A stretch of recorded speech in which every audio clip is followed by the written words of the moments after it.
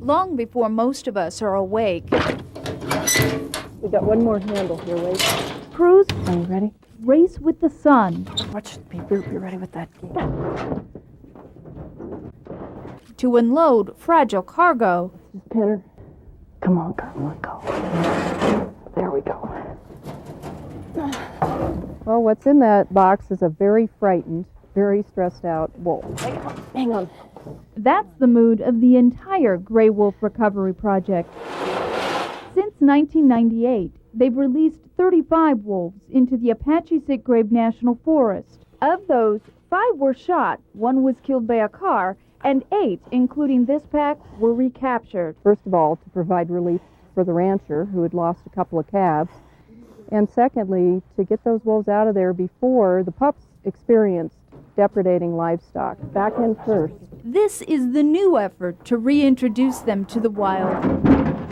Our job this morning was to get them out of the crate and into these much smaller panniers that are going to go on the back of the mule.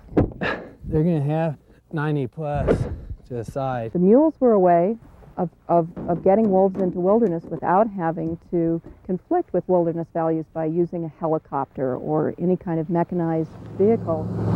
It also allows scientists to take the wolves much further into the Gila National Forest, reportedly away from the cattle and closer to elk. They will be in an area where they might be seen by some remote backpackers and mule packers and hikers and things like that. These assurances do not ease the fears of ranchers. Hey, you guys. Barbara Marks lives along the Blue River.